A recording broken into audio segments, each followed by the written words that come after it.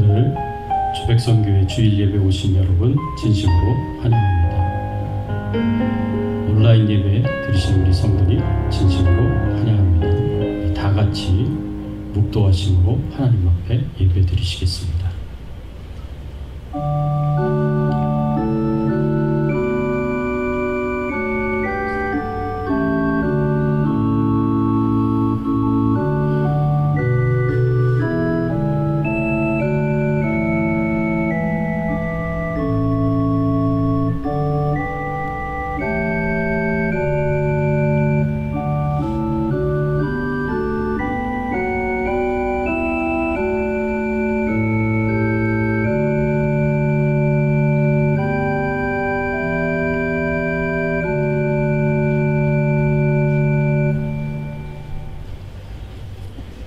여호와를 의지하는 자는 시온산이 흔들리지 아니하고 영원히 있음 같도다.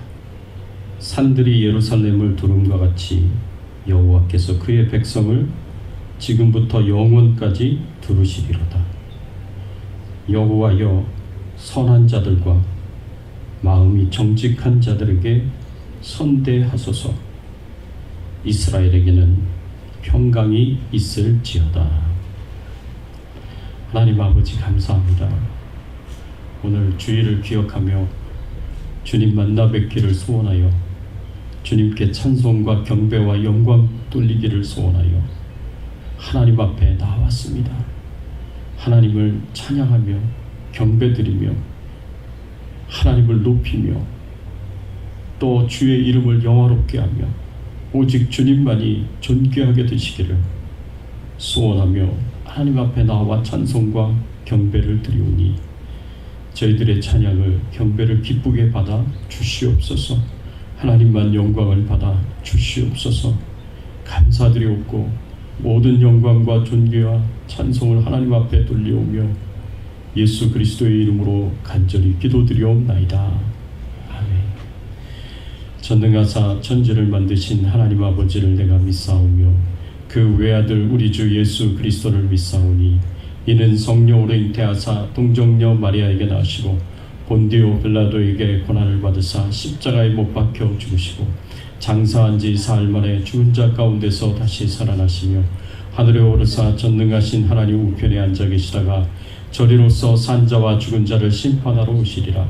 성령을 믿사오며 거룩한 공예와 성도가 서로 교통하는 것과 죄를 사하여 주시는 것과 몸이 다시 사는 것과 영원히 사는 것을 믿사옵나이다. 아멘. 하나님, 겸손하게 말씀 앞에 나아갑니다. 주의 종들이 주의 뜻을 알기를 소원하고 우리를 향한 주님의 뜻을 깨닫기를 소원하오니 주여 저희들에게 말씀하여 주시옵소서. 주의 종들이 겸손하게 주의 말씀을 듣겠습니다. 그 말씀대로 순종하며 살아갈 수 있도록 성령께서 역사하여 주시고 하늘 문을 여시고 신령한 은혜와 축복으로 부어 주시옵소서. 감사드리옵고 예수 그리스도의 이름으로 기도드리옵나이다. 아멘.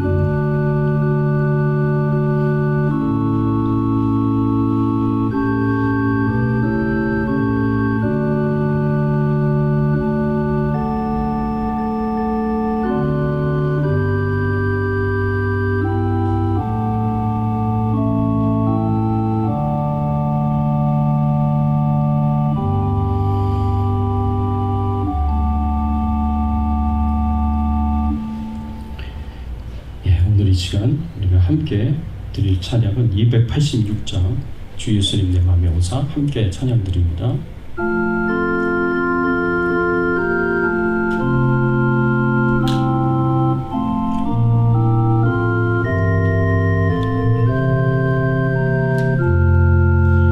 주 예수님 내 맘에 오사 날 붙들어 주시고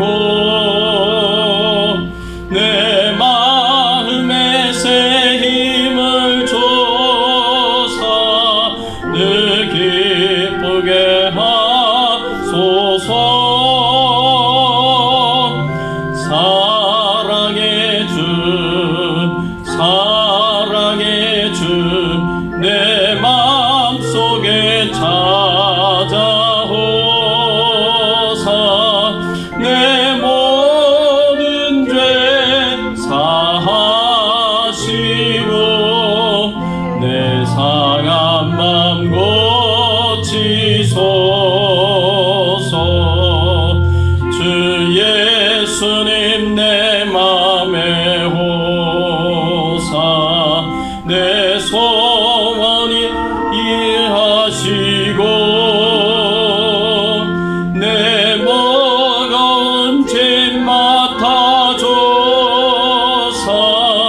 참 평안을 주소서. 사랑의 주 사랑의 주 내 맘속에 찾아오사 내 모든 죄 사하시고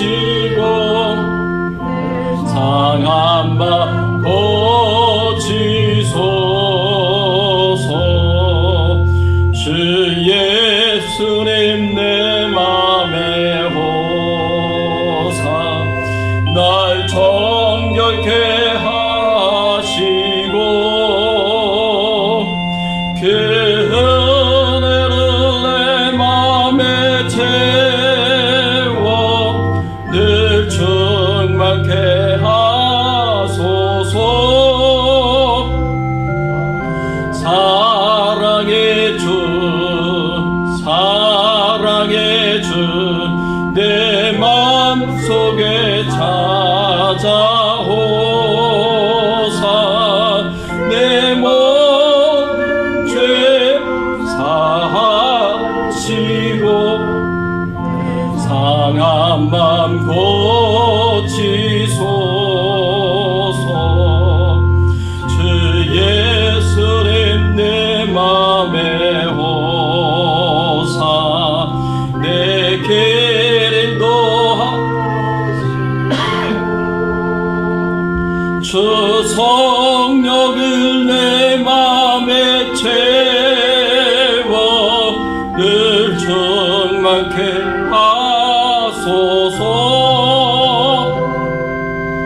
사랑의 주 사랑의 주 내 맘속에 찾아오사 내 모든 죄 사하시고 내 상한 맘 고치소서.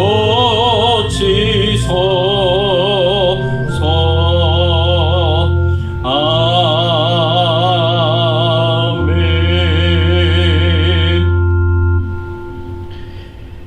이 시간 우리 함께 은혜 나눌 말씀은 요한계시록 2장 9절과 3장 10절의 말씀입니다. 하나님의 상급 8번째 고난을 어떻게 이해할 것인가, 이 말씀을 가지고 우리가 함께 은혜 나누기를 원합니다. 제가 봉독해 올리겠습니다. 내가 내 환난과 궁핍을 알거니와 실상은 내가 부요한 자니라. 자칭 유대인이라 하는 자들의 비방도 알거니와 실상은 유대인이 아니요 사탄의 회당이라. 3장 10절 내가 나의 인내의 말씀을 지켰은즉 내가 또한 너를 지켜 시험의 때를 면하게 하리니 이는 장차 온 세상에 임하여 땅에 거하는 자들을 시험할 때라. 아멘. 우리 좌우에 앞뒤에 계신 분들과 함께 인사를 한번 나누겠습니다. 잘 오셨습니다. 반갑습니다. 하고 서로 한번 인사를 나누겠습니다. 잘 오셨습니다. 반갑습니다. 하나님의 상급을 위하여 우리는 우리의 삶의 고난을 어떻게 이해해야 하겠습니까? 여러분, 우리는 그리스도인들은 하나님의 뜻을 이루기 위하여서 끝까지 사명을 감당하는 데 있어서 고난과 고통은 우리의 마음에 두려운 마음을 가지게 만들고, 그리고 우리의 열정을 식어지게 만드는 것을 종종 경험하게 됩니다. 우리의 삶에 찾아오는 그 고난과 그 고통이 두려워서, 그래서 그 고통 때문에 사역을 포기할 때가 종종 있습니다. 하나님의 뜻대로 살아가는 삶이, 하나님을 위하여 교회를 위하여 섬기는 그 섬김이 힘들기 때문에, 괴롭기 때문에, 고통스럽기 때문에, 두렵기 때문에 쉽게 포기할 때가 있다는 겁니다. 그러면 하나님의 상급으로부터 멀어지게 되어 있습니다. 우리가 하나님의 상급을 받기 위하여서 하나님으로부터 정말 큰 축복과 은혜를 받아 누리기 위하여서 이 고난과 고통을 우리가 어떻게 이해해야 할 것이냐, 이건 굉장히 중요합니다. 왜냐하면 고난과 고통이 하나님의 사역으로부터 우리가 멀어지게 만들고 상급으로부터 멀어지게 만드는 중요한 원인 중에 하나이기 때문에 그렇습니다. 그래서 우리가 우리의 삶에 찾아오는 이 고난과 고통을 어떻게 이해하느냐는 우리의 신앙생활을 우리가 어떻게 더 잘할 수 있는지, 그리고 하늘의 상급으로 더 많이 쌓아둘 수 있는 그런 삶을 위해서 꼭 우리가 이해가 필요하다는 겁니다. 여러분, 그런데요, 우리는 종종 하나님이 주시는, 허락하시는 그 고통을 이해하지 못할 때가 종종 있습니다. 하나님께서 왜 나에게 이런 고통을 허용하시는가? 하나님께서 왜 나에게 이런 고난을 허용하시는가? 우리가 이해하지 못할 때가 참 많습니다. 그래서 우리는 하나님을 오해할 때도 있어요. 어떻게 오해하느냐? 하나님이 나에게 이런 고통을 허용하시는 것으로 보아서 하나님이 나를 사랑하시지 않나 보다 라고 그렇게 하나님을 오해할 수도 있고요. 또 하나님께서 내가 이 고통 가운데 힘들게 어렵게 살아가는 것 때문에 하나님께 간절히 기도하고 하나님께 구하시는데 하나님께서 내 삶에서 이 고통을 제하여 주시지 않는 걸 보면 하나님은 내 고통을 제하실 만한 그런 능력이 없으신 분이신가 보다. 그래서요, 고난과 고통 속에서 하나님의 사랑을 의심하든지 아니면 하나님의 능력을 의심하든지 그런 의심들을 우리가 할 수가 있습니다. 그래서 우리가 끝까지 고난과 고통 속에서 하나님의 뜻을 포기하지 않고 그것을 이루어가면서 사명을 온전히 감당하고 저 하늘의 창고에 우리가 보물을 쌓아두고 상급을 쌓아두기 위해서 우리의 삶에 주어지는 이 고난과 고통에 대한 바른 이해가 필요하다라고 우리가 이 말씀을 통해서 우리가 생각해 보고요. 우리가 하나님의 상급을 받기 위해서 삶의 고난을 어떻게 이해해야 할 것인가, 다시 한번 오늘 말씀을 통해서 생각해 볼 수 있는 귀한 기회가 있기를 바랍니다.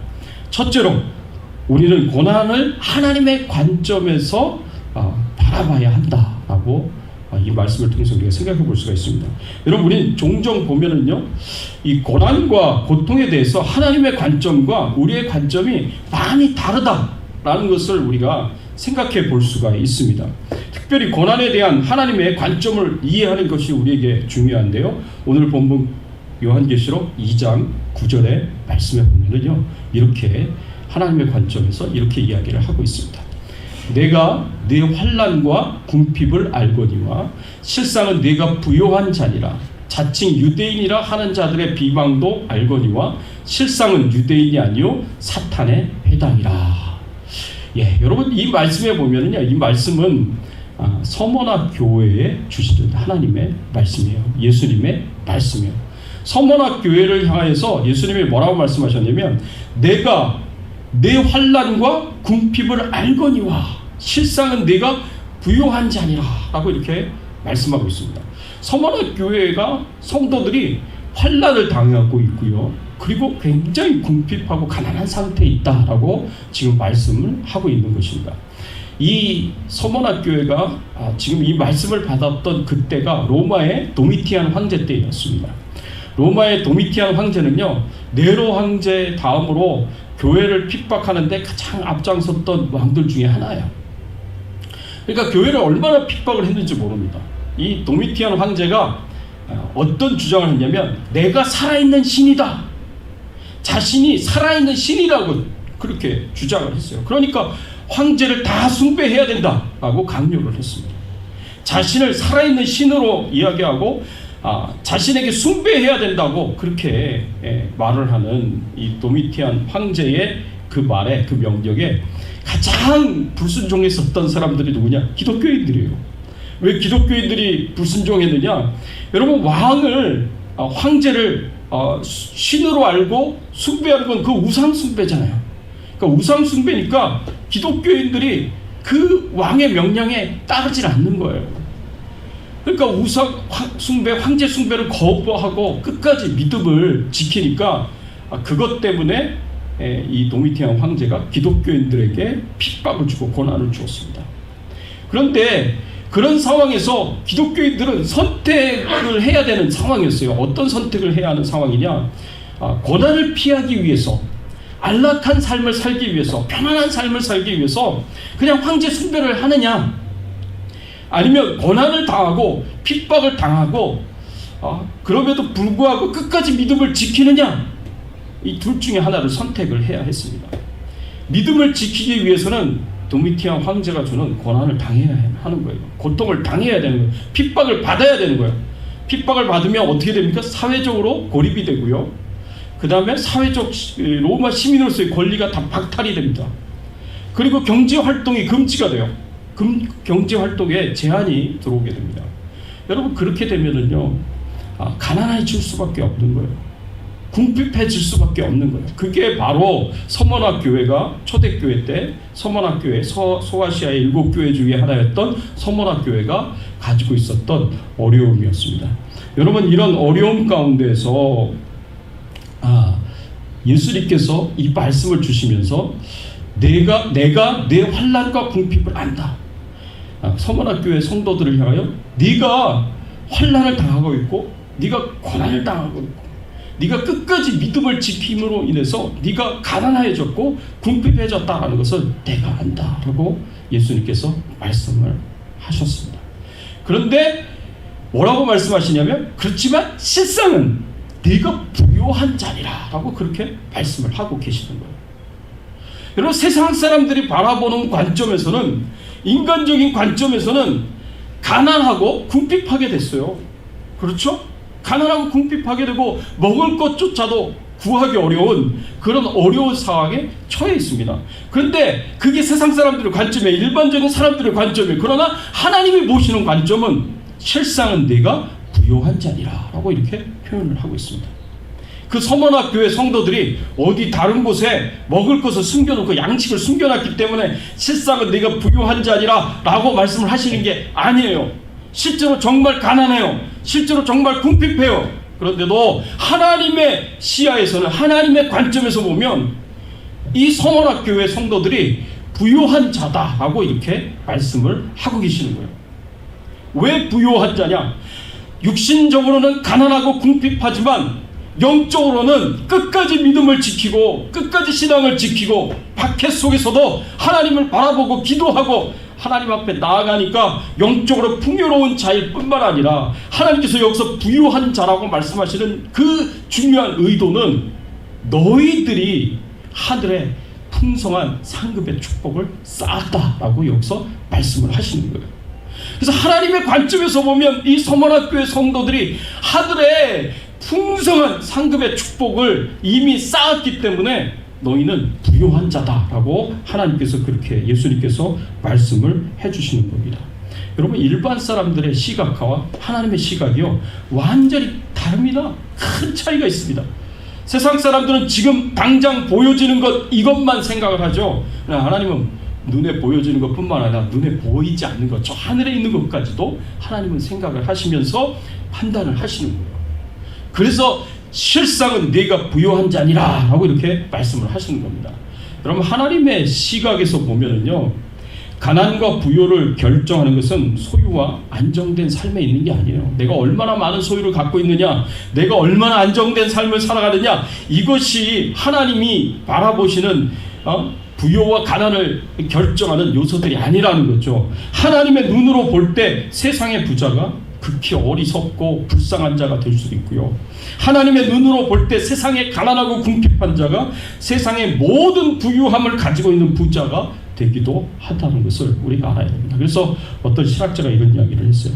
주님이 보실 때에는 부유한 빈자가 있고 가난한 부자도 있다. 부유한 빈자도 있고 가난한 부자도 있다라고 이렇게 이야기를 하는 거예요. 세상의 눈으로 봤을 때는 부유한 자지만 하나님의 눈으로 봤을 땐 지극히 가난한 자예요. 세상의 눈으로 봤을 때 가난한 자지만, 궁핍한 자지만 하나님의 눈으로 봤을 때 지극히 부유한 자예요. 이 하나님의 눈과 세상 사람들의 눈이 서로 차이가 난다는 거죠. 큰 차이가 있다는 거죠. 이런 시각의 차이를 라오디게아 교회에 주신 말씀에서도 우리가 볼 수가 있습니다. 오늘 본문 3장 10절 말씀에 보면 이렇게 말씀하고 있어요. 우리 같이 한번 읽어볼까요? 함께 읽어보겠습니다. 네가 나의 인내의 말씀을 지켰은즉 내가 또한 너를 지켜 시험의 때를 면하게 하리니 이는 장차 온 세상에 임하여 땅에 거하는 자들을 시험할 때라. 이 말씀이 아닌데 제가 다시 찾아서 읽어드리도록 하겠습니다. 요한계시록 3장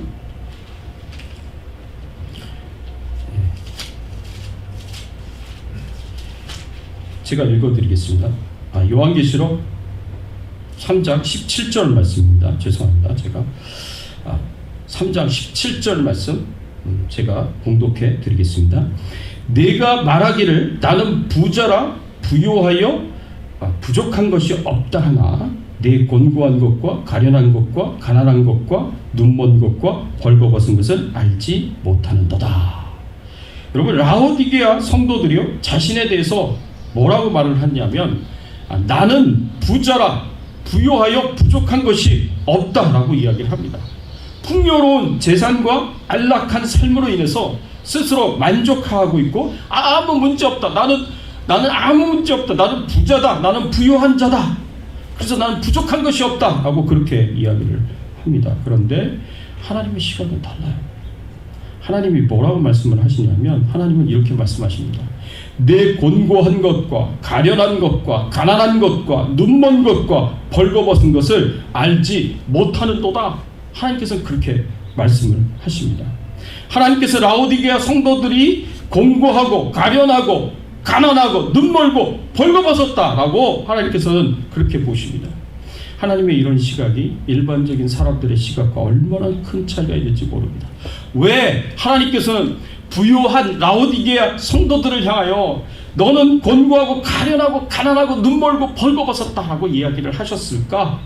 우리가 그 이유를 생각해 볼 필요가 있습니다. 여러분, 라오디게아는요 소아시아 내륙과 바다를 연결하는 에베소를 잇는 지정학적으로 굉장히 중요한 교통의 요충지였습니다. 그렇기 때문에 무역이 발달했고요, 양모산업과 금융업이, 은행업이 굉장히 발달된 그런 도시였습니다. 이곳에 사는 그 라오디게아 사람들은요 다 부유한 삶을 살았어요. 그래서 이 지역이 매우 부유한 사람들 그리고 자유분방한 그런 사람들이 살아갔다라는 것을 우리가 생각해 볼 수가 있는데, 그런데 이곳에 세워진 라오디게아 교회 성도들은 비교적 다른 지역보다 외부적인 핍박이 이렇게 거의 없었고요, 그리고 경제적으로 어려움을 겪지 않는 그런 삶을 살아가면서 신앙생활을 했습니다. 그렇지만 라오디게아 교회는 이런 최적의 아주 좋은 그런 상황인데도 불구하고 요한계시록에 나오는 소아시아 7교회 중에서 가장 신앙이 가장 좋지 않은, 그래서 하나님의 책망을 받은 그런 교회였습니다. 오늘 본문의 말씀처럼 하나님께서 이 라오디게아 교인들을 향하여서 굉장히 그들이 부유한 삶을 살아가고 있지만 하나님께서 말씀하시기를 너희가 곤고하고 가난하고 가련하고 눈멀고 벌거벗었다라고 이렇게 하나님께서 책망을 하셨을 뿐만 아니라 너희 신앙이 미지근하여 뜨겁지도 않고 잦지도 않고 그래서 내 입에서 너희를 뱉어내리라, 하나님께서 그렇게 말씀을 하셨습니다. 그러니까 소아시아 7교회 중에 오로지 칭찬 한마디 없이 책망만 받은 교회가 이 라오디게아 교회였어요. 그러니까 이 라오디게아 교회 성도들이 어떻게 신앙생활을 했는지 우리가 충분히 짐작을 할 수가 있습니다. 그래서 이 성도들이요, 이 하나님 앞에서 자기들은 부유한 삶을 살고 부족함이 없다, 나는 부자다 이렇게 생각을 하고 거기에 만족하면서 거기에 안정된 삶, 편안하고 안락한 삶에 만족하면서 그렇게 신앙생활을 했지만, 그러나 정말 영적으로는 이 사람들은 가난한 사람들이었습니다. 하나님을 그렇게 필요로 하지 않았어요. 하나님은 그저 내 삶에 있어서 조금 내 삶을 편안하게 해주고 또 내 마음에 평안을 주는 그런 액세서리 정도의 밖에 안 되는 그런 존재로 생각을 하고 육체적 향락을 영적인 풍요와 부요함으로 착각하며 살아갔었던 그런 사람이었습니다. 그래서 하나님께서 이들에게 책망을 하십니다. 여러분, 이렇게 사람들이 보는 것과 하나님이 보시는 것에 큰 차이가 있어요. 하나님께서는요, 재물의 유무로 가난하고 부유함을 평가하지 않으십니다.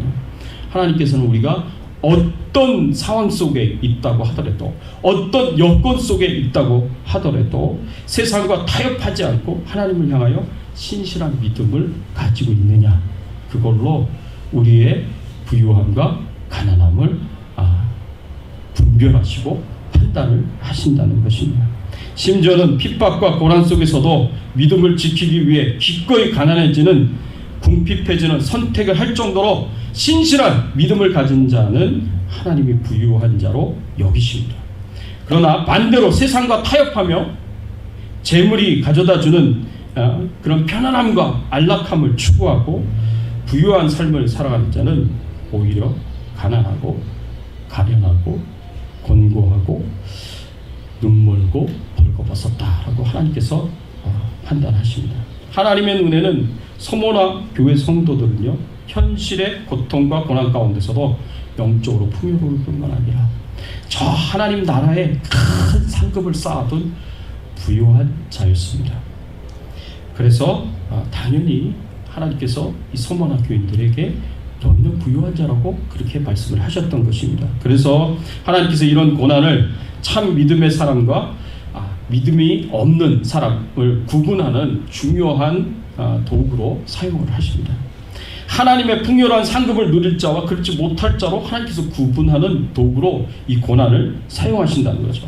그래서 하나님께서 이스라엘 백성들이 출애굽한 이후에 40년간 광야 생활을 한 이스라엘 백성들에게 이렇게 말씀을 하셨습니다. 신명기 8장 2절의 말씀에 보면 하나님께서 이렇게 말씀을 하십니다.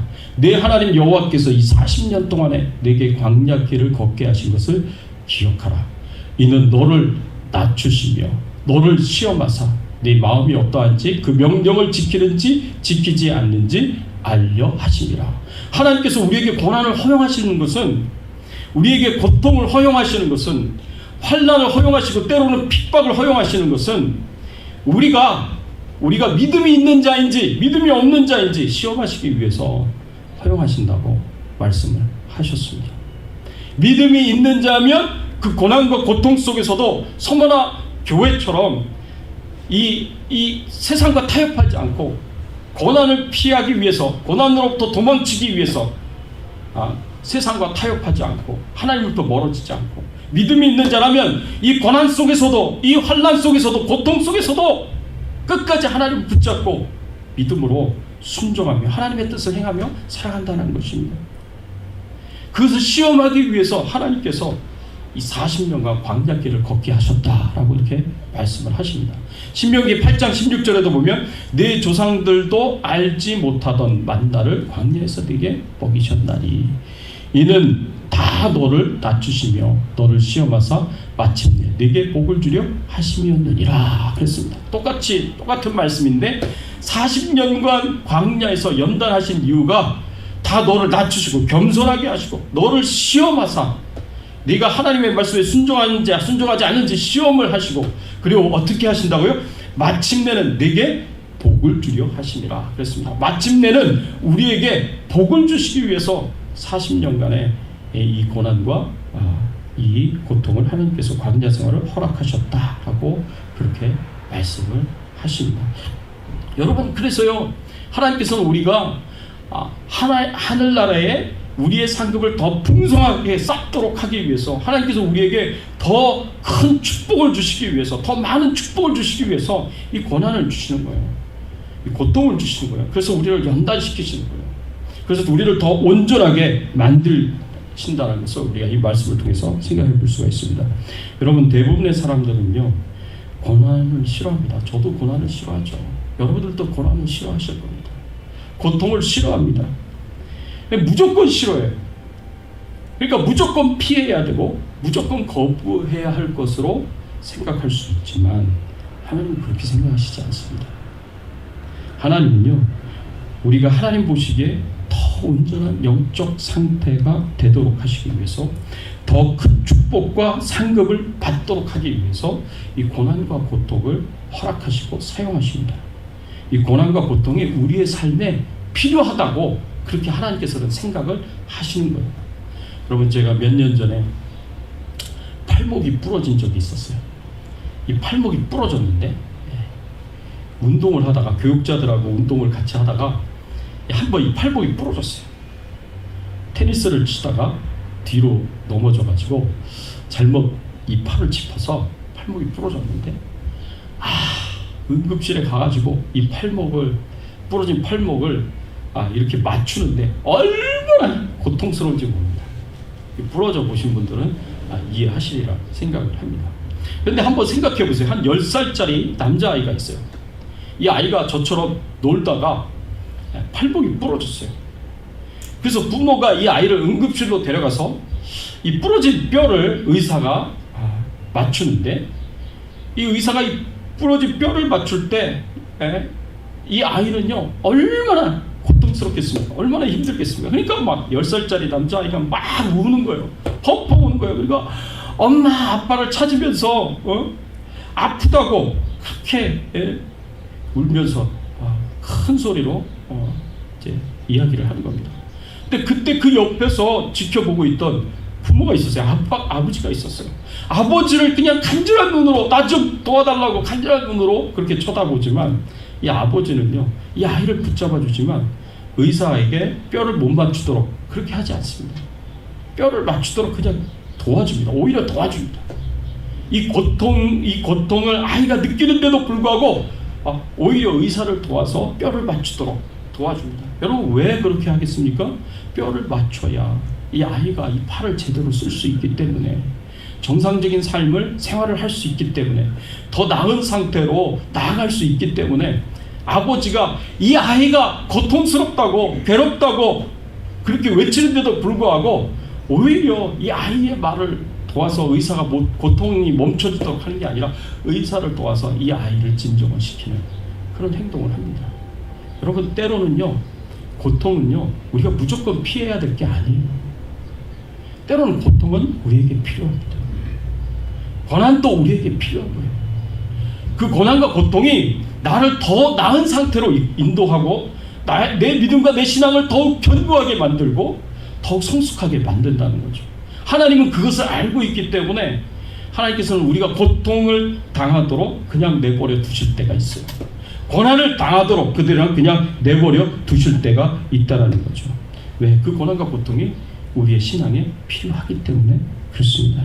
사랑하는 성도 여러분, 하나님께서 왜 우리에게 고난과 고통을 주시는지 항상 그 이유를 다 알 수는 없어요. 그렇지만 하나님의 관점에서 우리가 받는 고난을 이해하자면 이 고난 속에서 우리의 믿음을 연단하셔서 하나님의 자녀로, 백성으로 더욱 온전한 신앙의 믿음의 모습을 갖도록 그렇게 인도하시고, 그래서 결국에는 하나님의 그 풍성한 축복과 저 하늘의 상급을 받도록 하시기 위해서 하나님께서 고난을 허용하시고 또 고통도 허용하시는구나, 이런 뜻이 있구나 라는 것을 하나님의 시야로, 하나님의 시각에서 우리가 이 고난과 고통을 이해할 수 있기를 바랍니다. 부디 서머나 교회 성도들처럼 핍박과 고난 속에서도 사회적으로 경제적으로 불이익을 당하고 그리고 궁핍하게 되고 가난한 삶을 살게 된다고 할지라도 절대로 세상의 편안함과 안락함을 위해서 세상과 타협하지 마십시오. 가난과 궁핍의 삶을 살지라도 끝까지 하나님을 향한 믿음과 신앙을 지키십시오. 그리고 하나님의 뜻에 순종하십시오. 믿음으로 순종하며 끝까지 하나님의 사명을 감당하십시오. 그래야 할 때에 하나님께서 우리에게 큰 상급을 주신다는 것을 꼭 믿으시기를 예수님의 이름으로 축원합니다. 두 번째로는 우리는 고난을 영원한 시간의 관점에서 이해해야 합니다. 고난을 시간의 관점에서 이해해야 되는데 영원의 관점에서 이해를 해야 된다는 거죠. 고린도후서 4장 17절, 18절 말씀해 보면 이렇게 사도 바울이 이야기를 했습니다. 우리가 잠시 받는 환난에 경한 것이 지극히 크고 영원한 영광에 중한 것을 우리에게 이루게 하리니 우리가 주목하는 것은 보이는 것이 아니요 보이지 않는 것이니 보이는 것은 잠깐이요 보이지 않는 것은 영원함이라. 예, 사도 바울은요 우리 상급과 관련해서 고난을 이렇게 표현을 했습니다. 잠시 받는 환난에 경한 것, 그리고 지극히 크고 영원한 영광에 중한 것, 이렇게 두 가지로 표현을 한 것을 오늘 본문의 말씀에서 우리가 볼 수가 있습니다. 그런데 사도 바울이요 환난을 가리켜서 환난에 경한 것이다 라고 이렇게 표현하고 있어요. 이 경한 것은 가벼운 것이거든요. 이 환난을 가리켜서 가벼운 것이다 라고 그렇게 말하고 있는 거예요. 여러분, 우리가 때로는 당하는 그런 고난들, 그런 고통들, 괴로움들, 아픔들, 여러분 그것들을 가벼운 것이다 라고 이야기할 수 있는 사람이 누가 있겠어요? 그렇게 아프고 힘든데, 괴로운데, 고통스러운데 우리가 그걸 어떻게 가벼운 것이다 라고 이야기를 할 수 있겠습니까? 근데 사도 바울이요 이 환난을 가리켜서 가벼운 것이다 라고, 그렇게 경한 것이다 라고 그렇게 표현을 했어요. 왜 이렇게 표현을 했을까? 사도 바울이 받은, 자신이 경험한 고난은, 핍박은, 아픔은 가벼운 것이었기 때문에 이렇게 여긴 것인가? 라고 우리가 생각을 해보면, 여러분 사도 바울은 절대로 사도 바울이 받은 그 고난과 고통이요 그렇게 가벼운 것이 아니었어요. 여러분들이 잘 알다시피 고린도후서 11장 23절 27절 말씀에 보면 사도 바울이 이 세상 어느 누구보다도 고난을 많이 받은 사람이요, 이 세상 어느 누구보다도 핍박을 많이 받은 사람이에요. 내가 수고를 넘치도록 하고 옥에 갇히기도 더 많이 하고 매도 수없이 맞고 여러 번 죽을 뻔하였으니 유대인들에게 40에 하나 감한매를 5번 맞았으며 3번 태장으로 맞고 1번 돌로 맞고 3번 파손하고 1주야를 깊은 바다에서 지냈으며 여러 번 여행하면서 강의 위험과 강도의 위험과 동족의 위험과 이방인의 위험과 시내의 위험과 광야의 위험과 바다의 위험과 거짓 형제의 위험을 당하고 또 수고하며 애쓰고 여러 번 자지 못하고 줄이며 목마르고 여러 번 굶고 춥고 헐벗었노라. 여러분, 이렇게 사도 바울만큼 고난당하는 사람이 누가 있겠어요? 이렇게 핍박당하는 사람이 누가 있겠어요? 이런 고통 속에 있는 사람이 누가 있겠어요? 여러분, 이게 흔치 않은 거예요. 사도 바울이 받았던 고난과 고통은요 우리가 상상할 수 없을 만큼 큰 것이었어요. 야, 이러고 어떻게 살 수 있을까? 이러고 어떻게 끝까지 사명을 감당할 수 있을까? 이해가 되지 않을 정도로 그런 굉장히 많은 고난과 고통이 있었습니다. 하나님께서 이런 고난과 고통을 사도 바울에게 그냥 허용을 다 하셨어요. 그런데도 불구하고 사도 바울이요 이 자신이 받은 고난에 대해서, 그리고 일반적으로 고난에 대해서 뭐라고 표현하냐면 가벼운 것이다, 가벼운 것이다 라고 그렇게 이야기를 합니다. 왜 이렇게 심한 고난과 핍박을 받았는데도 이거는 가벼운 것이다, 아무것도 아니다, 이렇게 이야기할 정도가 되었을까? 사도 바울은 도대체 어떤 생각을 갖고 있기에 이런 고난을 가볍다라고 표현을 할 수 있을까라고 우리가 생각을 해본다면, 사도 바울이 이렇게 말을 할 수 있었던 이유는 시간적으로 영혼의 관점에서 보지 않으면 사도 바울의 이 말이 이해가 되지 않습니다.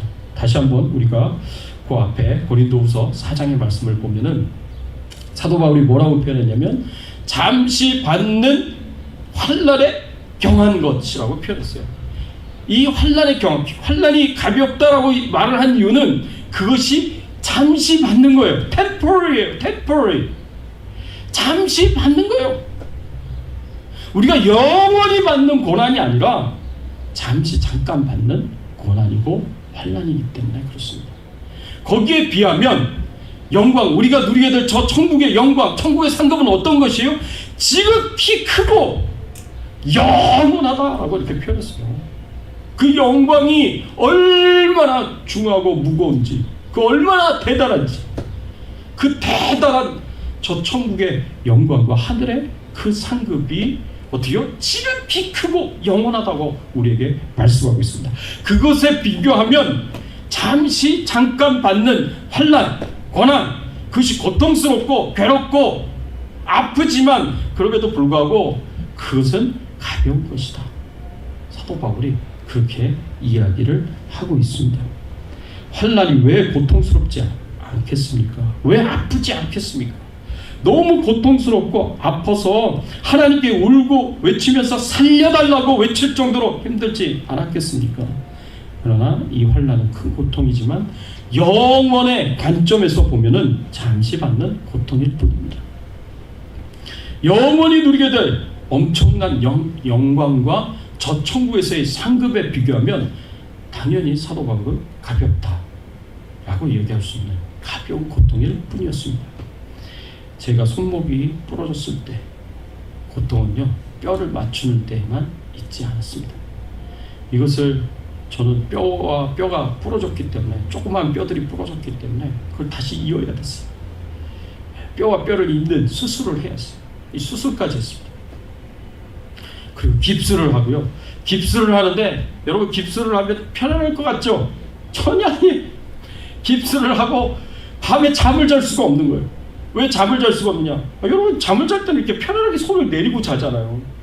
근데 이 뼈가 부러져가지고 깁스를 하게 되면요, 손을 이렇게 올리고 자야 돼요. 이렇게 손을 심장보다 손에 이 뼈 부러진 위치가 더 높은 곳에 있어야 돼요. 그래야 팔이 붙지를 않아요. 근데 생각해보세요. 잠을 자다 보면 여러분 이렇게 손을 올리고, 이렇게 깁스를 하고 손을 올리고 잔다고 하더라도 이런 상태로 끝까지 잘 수 있겠습니까? 이게 내려가잖아요. 잠이 깊이 들면 이게 또 내려가잖아요. 내려가면 또 이게 손이 퉁퉁 부어가지고 잠을 자다가 또 깨는 거예요. 아파가지고. 정말 힘들더라고요, 그게. 그래가지고 한 몇 달간 되게 힘들게 매일같이 진통제를 먹었지만 밤에 잠자기가 참 힘들었습니다. 여러분 그렇게 그 몇 달 동안 이렇게 뼈가 부러지고 수술하고 깁스하고 밤마다 이 손을 올리면서 자야 되고, 그래서 잠도 제대로 못 자고 괴롭고 힘들고, 어느 정도 지나고 나서는 또 재활 훈련을 해야 됩니다. 이 손가락이 잘 움직이도록 재활 훈련하고, 그런 과정들이 몇 달간 있어서 되게 힘들었고 고통스러웠어요. 근데 지금 돌아보면요, 그때 그렇게 고통스럽고 힘들었던 게 그렇게 크게 느껴지지가 않아요. 왜? 몇 달 동안 잠시간에 고통이었기 때문에 그렇습니다. 지나고 나서 보니까 그때는 정말 힘들었는데 지금은 그냥 웃으면서 이야기할 수 있을 정도예요. 가벼운 것으로 생각이 될 수 있다라는 겁니다. 그래서 엄마들도 참 그렇다라는 얘기를 들었습니다. 엄마들도요, 둘째 아이를 또 낳는 것은 첫째 아이를 낳을 때 겪은 고통을 잊어버리기 때문이다 라고 그렇게 이야기를 하더라고요.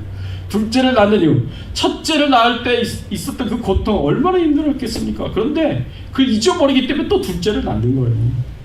그래서 우리가 누리게 된 영원한 영광, 영원한 축복의 상급에 비교하면 우리의 환난은 잠시간 겪는 고통이고 가벼운 것이다. 그래서 사도 바울이 그렇게 얘기를 했습니다. 또 18절 말씀에 뭐라고 표현했어요? 우리가 주목하는 것은 보이는 것이 아니요 보이지 않는 것이니, 보이는 것은 잠깐이요 보이지 않는 것은 영원하며. 보이는 것은 지금 현재 내가 당하는 고난, 고통, 핍박, 아픔은 잠깐이에요. 그러나 우리가 하나님이 우리에게 주시는 저 하늘의 영광과 상급의 축복은 영원한 것이에요. 초대 교부 중에 크리소스톰이라는 사람이 있었습니다. 어느 날 로마 황제가 그에게 예수 그리스도를 포기하라고 명령을 내렸어요. 예수 믿지 말라고 명령을 내렸어요. 그렇지만 이 크리소스톰이라는 초대교회 교부가 그리스도를 포기하지 않습니다. 나는 절대 포기하지 않겠다고 황제의 명령에 맞습니다. 그래서 결국에는 황제의 명령에 의해서 체포가 되었는데, 황제가 신하에게 이렇게 말을 했습니다. 크리소스톰을 당장 독방에 집어넣어라. 그래서 아무도 만나지 못하게 만들어라. 그랬더니 신하가 이렇게 대답했습니다. 황제여, 크리소스톰은 기독교인입니다. 그래서 기독교인이라는 게 뭐 어쨌단 말이냐 황제가 이야기하니까 신하가 안타깝다는 듯이 이렇게 얘기를 했습니다. 황제여, 모르십니까? 예수 믿는 사람들은 혼자 있는 것을 좋아합니다. 만일 그 사람을 독방에 혼자 가두어 놓으면 기도하는 시간이 많아졌다고 오히려 기뻐할 것입니다. 우리 눈에는 아무것도 보이지 않는데 기도하는 사람은 예수님과 하나님과 만나서 대화를 나눈다고 합니다. 그래서 싱글벙글 웃으면서 하루 종일 중얼댑니다. 그렇게 혼자 두면 오히려 그에게 잘해주는 겁니다. 신하가 이렇게 대답을 했습니다. 그러니까 황제가 더 화가 났어요. 더 화가 나서 뭐라고 얘기하냐면 크리소스톰을 당장 극악무도한 죄인들이 들어가는 그 감옥에 집어넣어라 그랬어요. 그랬더니 신하가 또 고개를 흔들면서 이렇게 말을 했다고 합니다. 그건 더더욱 안 될 일입니다. 오히려 전도할 기회가 있다고 더 좋아할 겁니다. 황제여, 그 극악무도한 죄인들이 예수 믿고 그래서 전도가 되어가지고 예수 믿는 사람들이 되면 좋겠습니까? 그랬더니 화가 나가지고 황제가 그러면 당장 그 몫을 쳐라, 그 목을 쳐라, 죽여라, 그렇게 명령을 내렸습니다. 그랬더니 신하가 더 고개를 흔들면서 이렇게 말을 했습니다. 황제여, 정말 모르십니까? 저 기독교인들은요 가장 큰 상급이 순교라고 생각하고 있습니다. 그렇기 때문에 저자들 중에 목베임을 당하러 나오는 사람들 중에 한 사람도 우는 사람을 볼 수가 없습니다. 오히려 얼굴에 광채가 나고 기뻐합니다. 순교한다고 기뻐합니다. 그러니까 왕도 어쩔 수 없고 신하도 어쩔 수 없었다. 그런 이야기가 전해 내려오고 있습니다. 여러분, 저는 이 이야기를 읽을 때마다 생각할 때마다 정말 충격을 받습니다. 이 세상이 어찌할 수 없는 사람, 고난을 두려워하지 않고 고통을 두려워하지 않고 핍박을 두려워하지 않고 끝까지 믿음을 지키고 신앙을 지키는 사람은요, 이 세상이 어찌할 수 없는 거예요. 그 사람을 그 무엇으로도 협박할 수가 없고 그 무엇으로도 고통을 줄 수가 없는 거예요. 이 육신의 고통은 있죠. 육신의 불편함은 있죠. 그러나 여러분, 감옥에 독방에 갇혀도 기도하면 되는 것이고요. 극악무도한 사람들과 같이 가다 놔도 전도하면 되는 것이고요. 그리고 그 목을 베어도 순교를 당하는 거니까 다 좋다, 나에겐 다 좋다 라고 생각하는 믿음의 사람들에게 그 고난이, 그 고통이 무슨 위협이 되겠습니까? 여러분, 우리가 마지막 때 가져야 할 믿음이 바로 그런 믿음이에요. 우리가 고난과 고통에 대해서 우리가 어떻게 이해해야 될까, 우리가 진지하게 우리가 다시 한번 생각해 볼 수가 있었으면 좋겠습니다. 하나님의 관점에서 보시고 영원이라는 시간의 관점에서 여러분들이 당하는 고통과 고난을 이해할 수 있기를 바랍니다. 그래서 예수님처럼, 사도 바울처럼, 이 크리소스톰처럼, 그리고 서머나 교회처럼 고난을 두려워하지 마십시오. 고난 때문에, 고난이 두려워서 고난으로부터 도망치고자 세상과 타협하지 마십시오. 고난 속에서도 저 천국을 바라보시고 하늘의 상급을 바라보시고 하나님의 사명을 끝까지 잘 감당하시고 승리하셔서 저 천국에서 하나님이 주시는 그 풍성한 영광과 그 큰 상급의 축복을 풍성하게 누릴 수 있는 저와 여러분들이 되시기를 예수 그리스도의 이름으로 축원합니다. 같이 한번 오늘 말씀 생각하시면서 함께 기도하겠습니다. 그렇습니다. 우리가 고난을 어떻게 이해해야 될지 오늘 말씀을 통해서 우리가 함께 생각하면서 기도하기를 원합니다. 우리의 삶에 고난이 올 때, 고통이 올 때 우리가 그 이유를 다 알 수는 없습니다. 그렇지만 어쩌면 이 고난과 고통이 하나님께서 나를 더욱 온전하게 만드시고 더욱 성숙하게 만드시기 위해서 꼭 필요한 고난이라고 하나님께서 허락해 주신 것일 수 있습니다. 고난에 대해서 하나님의 시각으로 볼 수 있게 해달라고 기도하시고요. 영원한 천국의 영광과 상급의 축복에 비하면 우리의 고통은 잠시 잠깐이라는 이 사실을 우리가 이해하고 잘 이겨나가고 고난 속에서도 끝까지 사명을 감당할 수 있도록 도와달라고 함께 기도할 수 있기를 바랍니다. 함께 기도하겠습니다. 하나님 아버지, 감사합니다. 오늘 말씀을 통해서 하나님 우리에게 깨닫게 하여 주시니 감사를 드립니다. 우리가 당하는 이 고난과 이 고통과 이 아픔에 대해서 하나님 우리가 어떻게 바라봐야 되고 어떻게 이해해야 될지를 하나님 알게 하시고 깨닫게 하여 주시니 감사합니다. 하나님의 시각으로 보게 하여 주시옵소서. 영원이라는 시간의 관점에서 볼 수 있도록 하나님께서 은혜를 베풀어 주시옵소서. 이 고난과 이 핍박이 주여 하나님께서 영원히 우리에게 주실 그 하늘의 영광과 하늘의 상급에 비교하면 가벼운 것일 뿐입니다. 잠시간 우리에게 주어지는 고난이요 고통입니다. 이것도 다 지나가게 될 것입니다. 하나님 아버지, 이 잠시간 겪는 이 고난과 고통 앞에서 아버지 하나님, 정말 이 고난이 두려워서, 이 고통이 두려워서 이 고통으로부터 도망가기 위해 하나님, 우리가 세상과 타협하지 않게 하여 주시옵소서. 편안함과 안락함과 타협하지 않게 하여 주시옵소서. 이 가운데서도 끝까지 믿음을 지키고 신앙을 지키면서 하나님의 영광을 위하여 살아갈 수 있는, 저 천국의 상급을 쌓는 삶을 위하여 하나님의 뜻을 이루는 일을 위하여 살아갈 수 있는 저희들이 되게 하여 주시옵소서. 하나님 도와주시옵소서. 하나님 감사합니다. 오늘 말씀을 통하여 저희들에게 가르쳐 주시고 교훈하여 주시니 감사를 드립니다. 그렇습니다. 고난과 고통을 하나님께서 허용해 주실 때 하나님, 저희들이 그 고난이 두려워서, 고통이 두려워서 무조건 도망하지 않게 해주세요. 무조건 피해야 할 것으로 생각하지 않게 해주세요. 이 고난과 고통이 하나님이 사용하시는 도구요, 하나님이 우리를 만들어 가시는 도구다라는 것을 하나님 우리가 기억하게 하시고, 저 천국에서 영원히 누리게 될 하늘의 영광과 하늘의 상급을 바라보면서 잘 참고 견디고 인내하면서 끝까지 믿음을 지키고 끝까지 하나님의 뜻에 순종하며 살아갈 수 있는 저희들의 신앙의 삶이 될 수 있도록 하나님 은혜를 베풀어 주시옵소서. 감사드리옵고 모든 영광과 존귀와 찬송을 하나님 앞에 돌려오며 예수 그리스도의 이름으로 간절히 기도드리옵나이다. 여러분 반갑습니다. 우리 앞뒤에 좌우에 계신 분들과 다시 한번 인사를 나누겠습니다. 반갑습니다. 잘 오셨습니다. 네, 교회 소식 알려드립니다. 현장 예배를 위한 주정부 가이드라인에 따라서 교회와 개인 방역 잘 지켜주시기를 부탁을 드립니다. 매주 보내드리는 큐티 영상 잘 들으시기를 바라고요. 오늘 떡 준비됐죠? 예, 오늘 떡은 또 우리 교회 성도님들 중에 한 분이 또 이렇게 도네이션을 해주셔서 이렇게 여러분들에게 나눠드립니다. 여러분, 과일도 있습니까? 예, 과일도 갖고 오셨군요. 예, 감사합니다. 예, 여러분 또 이렇게 드시면서 도네이션 해주신 분들 여러분 생각하시면서 축복해 주시고요.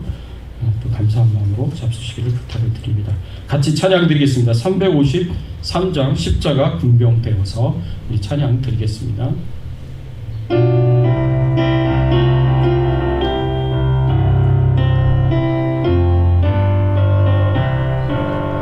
십자가 군병되어서 예수를 따를 때 무서워하는 마음으로 주 모른 채 할까. 나의 주 그리스도 나를 속량했으리. 나 십자가를 벗으러 멸류관쓰리. 무성도 피를 흘리며 큰 싸움 하는데 나 어찌 편히 누워서 상 받기 바랄까.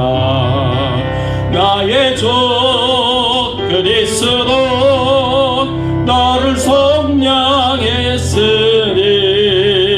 나 십자가를 벗어도 저 멸류관쓰리.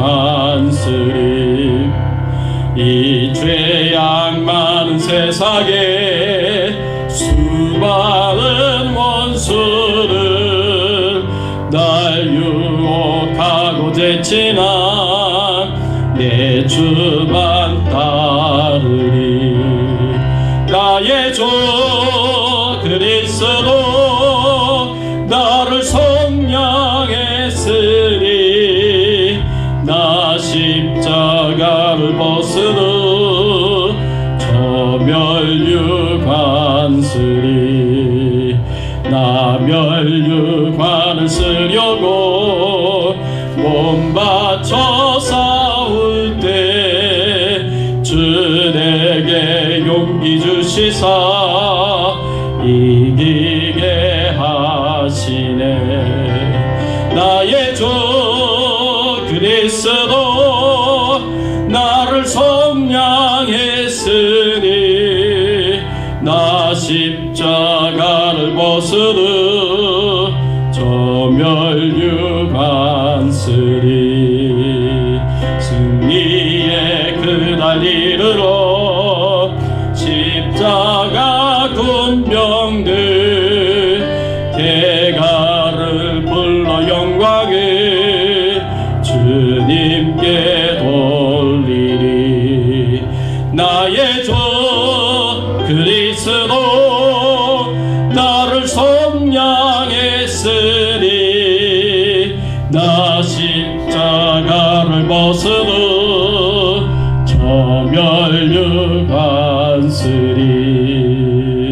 아멘. 기도하겠습니다. 하나님 아버지 감사합니다. 주님의 은혜, 주님의 사랑에 감사를 드립니다. 때로는 우리의 삶에 고난이 있고 고통이 있지만 그것이 영원한 것이 아니라 잠시 지나가는 것으로 하나님께서 그 고난과 고통으로 우리를 더 성숙하게 만들고 더 견고하게 만들어 주시니 감사를 드립니다. 하나님의 은혜에 감사하여서 하나님께 감사의 마음을 드리며 고백하며 예물을 드립니다. 하나님 기쁘게 받아주시옵시고 드린 손길과 감사의 마음을 고백한 그 심령들마다 하나님 찾아가 주셔서 이 힘들고 어려운 때에, 이 고난의 때에, 고통의 때에 능히 고통을 이겨나갈 수 있도록 하나님께서 위로하시고 격려하여 주시고 그 중심을 붙잡아 주시옵시고 더욱 하나님을 의지하며 믿음으로 순종하며 하나님의 뜻을 행하며 살아갈 수 있는 귀한 성도님들이 되시도록 영적으로 육적으로 하나님 다 축복해 주시옵소서. 하나님께서 코로나19 바이러스로부터 우리 모든 교회 성도님들의 가정을 안전하게 지켜 보호하여 주시고 질병 중에 연약한 가운데 있는 우리 성도님들을 치료하여 주시고 회복시켜 주시옵소서. 특별히 우리 장인아 집사님 그리고 백경님 권사님 하나님 그리고 우리 최흥숙 전도사님 신광분 권사님 그리고 더 나아가서 우리 최규환 선교사님 하나님 질병 중에 연약한 가운데 있는 모든 성도님들을 다 기억하여 주시고 치료하여 주시고 건강하게 하시고 회복시켜 주시고 강건하게 하여 주시옵소서. 특별히 기도하고 원하옵기를 아버지 하나님 생업에 어려운 우리 성도님들이 계십니다. 주께서 그 어려움을 아시리라 믿사오니 하나님 속히 이 생업의 어려움으로부터 벗어날 수 있도록 도와주시옵시고 필요한 모든 것을 채워주시고 공급하여 주시고 한 걸음 한 걸음을 하나님께서 인도하여 주셔서 이 모든 어려움을 넉넉하게 이겨나갈 수 있도록 하나님 도와주시옵소서. 지금도 복음의 현장에서 복음을 전하시는 우리 선교사님들을 기억하여 주시고 코로나19 바이러스로부터 안전하게 하시고 하나님 우리 선교사님들이 마음껏 복음을 전하며 사명을 감당할 수 있도록 필요한 모든 것을 채워주시고 공급하여 주실 것을 믿고 감사드리며 모든 영광과 존귀와 찬송을 하나님 앞에 돌려오며 우리의 왕 되시고 주인 되신 예수 그리스도의 이름으로 간절히 기도드리옵나이다. 지금은 우리 주 예수 그리스도의 은혜와 하나님 아버지의 극진하신 사랑과 성령님의 감화감동 역사 충만하신 은총이 어떤 고난과 고통 속에서도 참고 견디고 인내하며 세상과 타협하지 않고 편안함과 안락함과 타협하지 않고 끝까지 믿음으로 순종하고 하나님의 뜻을 행하며 사명 감당하며 저 천국의 풍성한 영광과 충만한 상급을 쌓으며 받아 누리기를 소원하는 모든 주의 백성들 머리 위에, 그 가정과 자녀들과 생업과 기도 제목들 위에, 주 백성 교회와 충년선교교회와 그리고 모든 선교사님들과 특별히 우크라이나의 주정훈 선교사님, 미얀마의 정바울 선교사님, 대만의 최규환 선교사님 위에 이제부터 영원토록 함께 계실지어다. 아멘.